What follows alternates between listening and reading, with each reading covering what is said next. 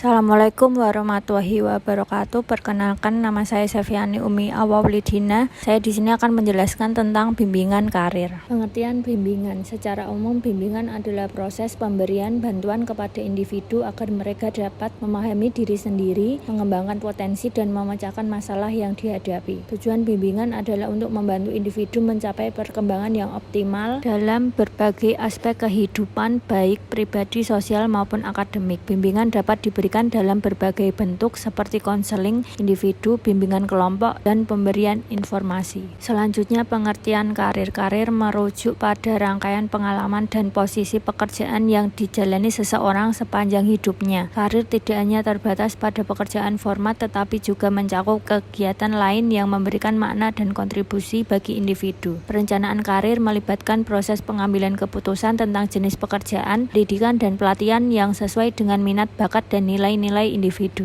Pendapat bimbingan karir. Yang pertama, bimbingan karir merupakan salah satu jenis bimbingan yang berusaha membantu individu dalam memecahkan masalah karir pekerjaan untuk memperoleh penyesuaian diri yang sebaik-baiknya dengan masa depannya. Yang kedua, bimbingan karir merupakan proses membantu seseorang untuk mengerti dan menerima gambaran tentang diri pribadinya dan gambaran tentang dunia kerja di luar dirinya, mempertemukan gambaran tentang diri tersebut dengan dunia kerja ini, sehingga pada akhirnya dapat memilih bidang pekerjaan, menyiapkan diri untuk bidang pekerjaan, memasukinya, dan membina karir dalam bidang. Yang ketiga, bimbingan karir merupakan program pendidikan berupa layanan terhadap siswa, sehingga dapat mengenal dirinya sendiri, mengenal dunia kerja, dapat memutuskan apa yang diharapkan dari pekerjaan, dapat memutuskan bagaimana bentuk kehidupan yang diharapkannya, di samping pekerjaan untuk mencari nafkah. Yang keempat, bimbingan karir membantu siswa dalam proses pengambilan keputusan mengenal karir atau pekerjaan utama yang mempengaruhi kehidupan di masa depan.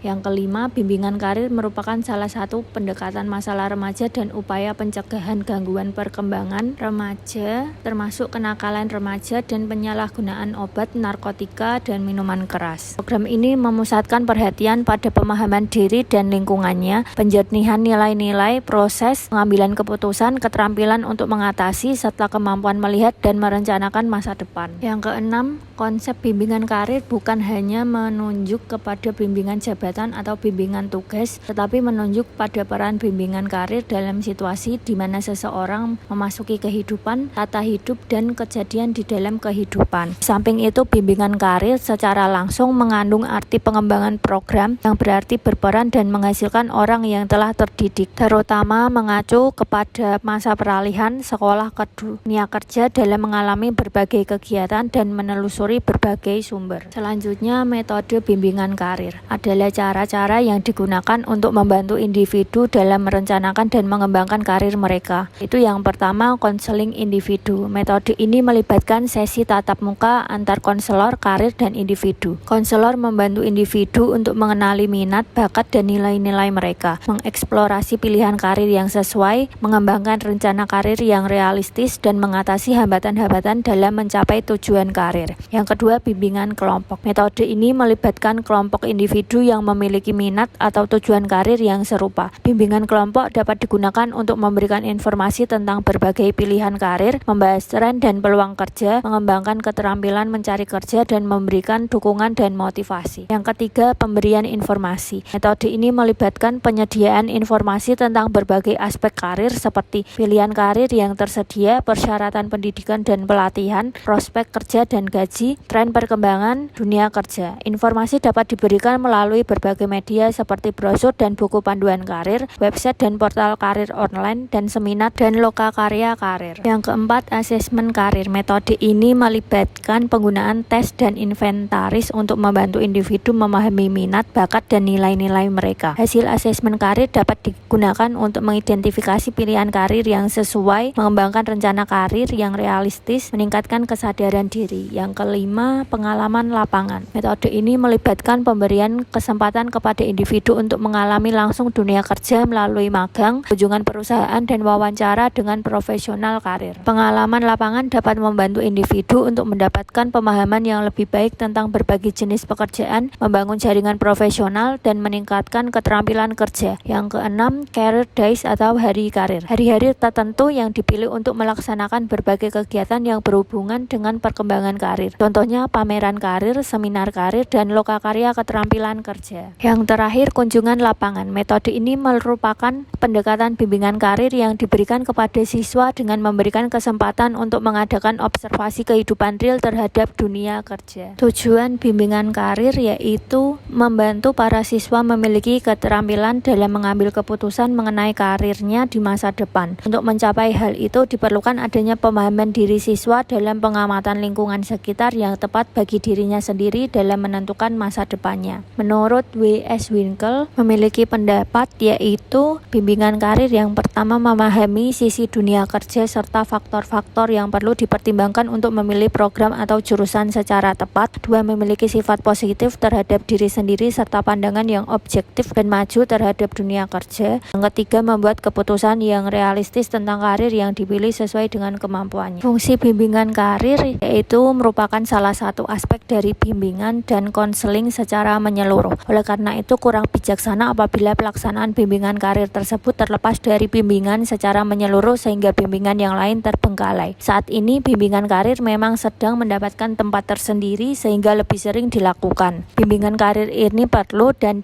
penting diberikan kepada siswa baik siswa SMP dan terlebih-lebih siswa SMA. Selanjutnya, jenis-jenis bimbingan karir. Yang pertama, bimbingan pribadi bisa dimaknai sebagai suatu bantuan dari pembimbing kepada terbimbing individu agar dapat mencapai tujuan dan tugas perkembangan pribadi yang mampu bersosialisasi dan menyesuaikan diri dengan lingkungannya secara baik. Dalam situasi tertentu, kadang-kadang individu dihadapkan pada suatu kesulitan yang bersumber dari dalam dirinya sendiri. Masalah ini timbul karena individu merasa kurang berhasil dalam menghadapi dan menyesuaikan diri dengan hal-hal dalam dirinya. Konflik yang berlarut-larut, frustasi, dan neurosis merupakan sumber timbalnya pribadi. Masalah pribadi juga bisa timbul akibat individu gagal dalam mempertemukan antara aspek-aspek pribadi di satu pihak dan keadaan lingkungan di pihak lain. Yang kedua, bimbingan sosial adalah usaha bimbingan yang bertujuan membantu siswa mengatasi kesulitannya dalam bidang sosial. Bentuk bimbingan ini misalnya informasi cara berorganisasi, cara bergaul agar disenangi kelompok, cara-cara mendapatkan biaya sekolah tanpa harus mengorbankan belajar, dan sebagainya. Masalah ini dapat timbul karena individu kurang mampu atau gagal berhubungan dengan lingkungan sosialnya yang kurang sesuai dengan keadaan dirinya. Yang ketiga, bimbingan belajar, yaitu usaha bimbingan kepada siswa untuk mengatasi kesulitan dalam bidang belajar. Bentuk bimbingan belajar misalnya membentuk kelompok belajar, memberikan informasi tentang cara belajar yang baik, memberi informasi tentang cara mengatur jadwal belajar, cara memusatkan perhatian dalam belajar, memberikan informasi tentang pola belajar, dan sebagainya. Yang keempat, bimbingan karir, yaitu bimbingan untuk membantu individu dalam perencanaan. Bimbingan karir juga merupakan layanan pemenuhan kebutuhan perkembangan individu sebagai bagian integral program pendidikan. Bimbingan karir terkait dengan perkembangan kognitif, efektif, ataupun keterampilan individu dalam mewujudkan konsep diri yang positif, memahami proses pengambilan keputusan ataupun perolehan pengetahuan dalam keterampilan yang akan membantu dirinya memasuki sistem kehidupan sosial budaya yang terus-menerus berubah. Layanan informasi. Yang pertama, layanan penempatan, yaitu usaha-usaha membantu siswa merencanakan masa depannya selama masih di bangku sekolah atau madrasah dan sesudah tamat, dalam mengambil program studi tertentu sebagai studi lanjutan atau langsung bekerja.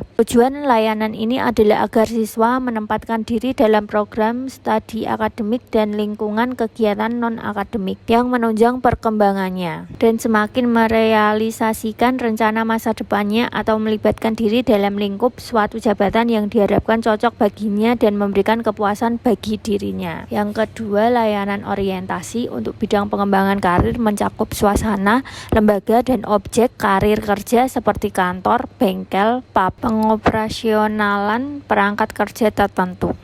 Sekian presentasi dari saya, terima kasih.